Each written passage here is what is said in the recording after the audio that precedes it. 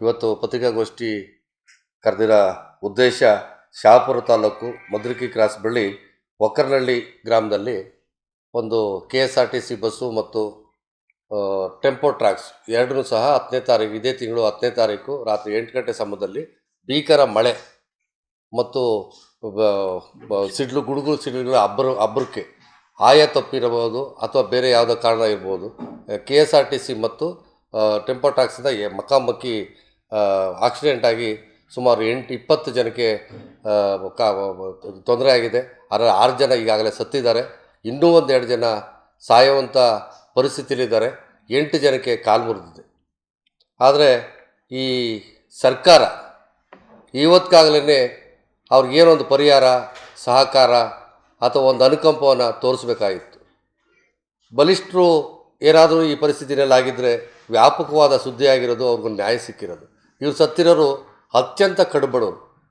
ನಾಳಿನ ಕೂಲಿಯನ್ನು ಇವತ್ತಿಸ್ಕೊಂಡು ಊಟ ಮಾಡಿ ನಾಳೆ ಸಾಲು ಹೋಗೋಂಥ ಅತ್ಯಂತ ಭೀಕರ ಬರಗಾಲ ಮತ್ತು ಕುಗ್ರಾಮ ಬಡವರು. ಹಾಗಾಗಿ ಸರ್ಕಾರಕ್ಕೆ ಯಾಕೋ ಮನಸ್ಸು ಈ ಕಡೆ ಒಲಿಸ್ಲಿಲ್ಲ.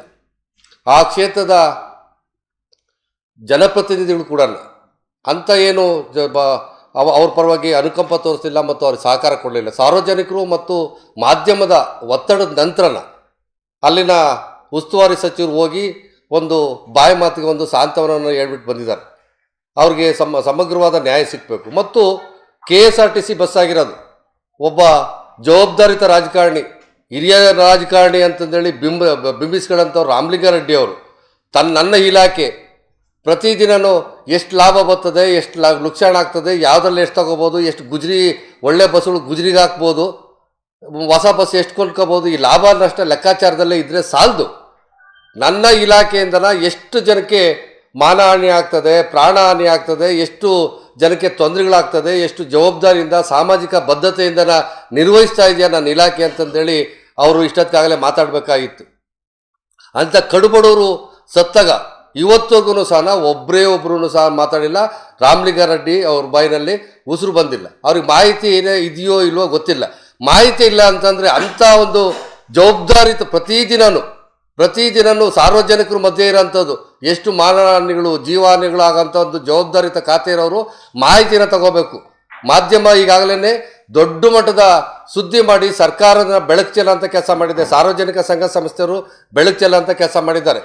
ಇಲ್ಲಿ ಸತ್ತೋಗಿರೋದು ಅತ್ಯಂತ ಇದ್ರ ಜೊತೆಯಲ್ಲಿ ಸನ್ಮಾನ್ಯ ಮುಖ್ಯಮಂತ್ರಿಗಳು ನಾನು ಅಹಿಂದ ಪರ, ಬಡವ್ರ ಪರ, ದುರ್ಬಲರ ಪರ ಅಂತಂದು ಹೇಳಂಥವ್ರು ಅಲ್ಲಿ ಸತ್ತೋಗಿರೋದು ಅಷ್ಟು ಜನನು ಪರಿಶಿಷ್ಟ ಪಂಗಡದ ವಾಲ್ಮೀಕಿ ಸಮಾಜ ಅತ್ಯಂತ ಕಡುಬಡವರು.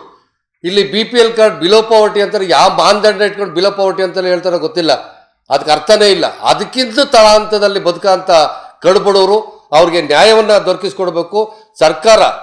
ಈ ತಕ್ಷಣಕ್ಕೇ ಅವ್ರಿಗೊಂದು ಸತ್ತವ್ರಿಗೆ ಕುಟುಂಬಕ್ಕೆ ಒಂದೊಂದು 10 ಲಕ್ಷ ಪರಿಹಾರನ ಕೊಡಬೇಕು. ಮತ್ತು ಬೇರೆ ಚಿಕಿತ್ಸೆ ಪಡೆಯುವಂಥವ್ರಿಗೆ ಅಗತ್ಯ ಇರೋಷ್ಟು ಒಂದು 5 ಲಕ್ಷ ಪರಿಹಾರನ ಕೊಡಬೇಕು. ಯಾಕೆ ಪರಿಹಾರನೇ ಕೊಡಲೇಬೇಕು ಇಂಥ ಒಂದು ಕುಟುಂಬಕ್ಕೆ ಅಂತಂದರೆ ಆ ಒಂದು ಪರಿಸ್ಥಿತಿ ಹೃದಯ ಉದ್ರಾಕ. ಅಲ್ಲಿ ಅವ್ರ ಮನೆಗಳನ್ನ ನಾನು ಆ ಕ್ಷೇತ್ರಕ್ಕೆ, ಆ ಜಾಗಕ್ಕೆ ಸ್ಥಳಕ್ಕೆ ಹೋಗಿ ಬಂದಿದ್ದೀನಿ. ಪ್ರಾಣಿಗಳು ದನವಿನ ಕೊಟ್ಟಿಗೆಗೆ ಕೂಡ ಹೀನಾಮಾನವಾಗೈತೆ. ಅಂಥ ಒಂದು ಪ್ರಾಣಿಗಳ ರೀತಿಯಲ್ಲಿ ಬದುಕಂಥ ಒಂದು ಅಮಾಯಕರು ಒಂದೊಂದು ವರ್ಷದ ಚಿಕ್ಕ ಮಗುವನ್ನು ಬಿಟ್ಬಿಟ್ಟು ಸತ್ತೋಗಿದ್ದಾರೆ. ಅವ್ರ ಜೀವನಾಧಾರ ಹೆಂಗೆ ಬದುಕಬೇಕು? ಸರ್ಕಾರಗಳು ಇಂಥ ಒಂದು ಮಾನಗೇಡಿ ಅಥವಾ ಒಣಗೇಡಿ ಆಟಗಳನ್ನು ಪ್ರದರ್ಶನ ಮಾಡಬಾರ್ದು. ಈಗಾಗಲೇ ಜನರ ಒತ್ತಾಯದ ಮೇಲೆ ಈಗಾಗಲೇ ಸ್ಥಳೀಯ ರಾಯಚೂರು ಮತ್ತು ಯಾದಗಿರಿಗೆ ಸಂಬಂಧಿಸಿದಂಥ ಸಂಸದರು, ರಿಟೈರ್ಡ್ IAS ಆಫೀಸರ್ ಕೂಡ ಕುಮಾರ್ ನಾಯ್ಕ ಅವರು ಮಾತಾಡಿದ್ದಾರೆ. ಯಾವಾಗ ಮಾತಾಡಿದ್ದಾರೆ? ಮಾಧ್ಯಮ ಮತ್ತು ಸಾರ್ವಜನಿಕರು, ನಾಗರಿಕರ ಒತ್ತಡದ ಮೇಲೆ ಅವರು ನಾಮಕೋಸಿ ಮಾತಾಡಿದ್ದಾರೆ.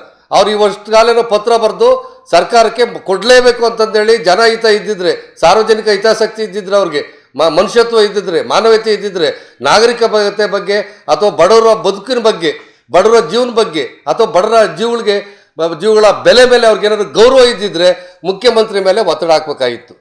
ಅಕಸ್ಮಾತು ಹೋಗ್ತಾ ದಾರಿನಲ್ಲಿ ಮಾಧ್ಯಮದವರು ಅವರ ಜವಾಬ್ದಾರಿಗೋಸ್ಕರ ಅವ್ರು ಮಾತಾಡಿದಾಗ ಇವರೊಂದು ಹೇಳಿಕೆ ಕೊಟ್ಬಿಟ್ಟು ಪಲಾಯನವಾದ ಮಾಡಿದ್ದಾರೆ. ಮತ್ತು ಅಲ್ಲಿ ರಿಸರ್ವೇಷನಲ್ಲಿ ಗೆಲ್ಲಂಥವ್ರು ಗೆದ್ದರೆ ಮಾತ್ರ ಲಾಭ. ಸೋತ್ರೆ ಇನ್ನೊಂದು ಕಡೆಗೆ. ರಾಜೀವ್ ಗೌಡ ನಾನು ಈ ಭಾಗದ ಪ್ರಭಾವಿ ಅಂತಂದು ಹೇಳ್ಕೊಂತಾರೆ. ಹೌದು, ಈ ಸಮಾಜದಲ್ಲಿ ನಾವೊಂದಿಷ್ಟು ಕೆಲವ್ರನ್ನ ಒಪ್ಕೊಂಡಿದ್ದೀವಿ. ಅವ್ರು ಸೋತ್ರೂ ಸಹ ಈ ಸಮಾಜದ ಮುಖಂಡ್ರೆ, ಗೆದ್ದರೂ ಸಹ ಈ ಸಮಾಜದ ಮುಖಂಡ್ರೆ ಅಂತಂದೇಳಿ ನಾವು ಒಪ್ಕೊಂಡಿದ್ದೀವಿ. ಆಗಿದ್ರೂ ರಾಜೀವ್ ಗೌಡ ಕೂಡ ಅಲ್ಲಿ ಹೋಗಿ ಅವ್ರಿಗೆ ನ್ಯಾಯ ಕೊಡಿಸೋಂಥ ಕೆಲಸಗಳು ಮಾಡಿಲ್ಲ. ಹಾಗಾಗಿ ಸರ್ಕಾರಕ್ಕೆ ನಾವು ಒತ್ತಡನ ಹಾಕ್ತೀವಿ. ಆ ನೊಂದಂಥ ಕುಟುಂಬಗಳಿಗೆ ಅಗತ್ಯ ಚಿಕಿತ್ಸೆಗಳು, ಅಗತ್ಯ ಮೂಲಭೂತ ಸೌಲಭ್ಯಗಳು, ಜೊತೆಯಲ್ಲಿ ಸತ್ತವ್ರಿಗೆ 10 ಲಕ್ಷ ಪರಿಹಾರನ ಕೊಡಬೇಕು.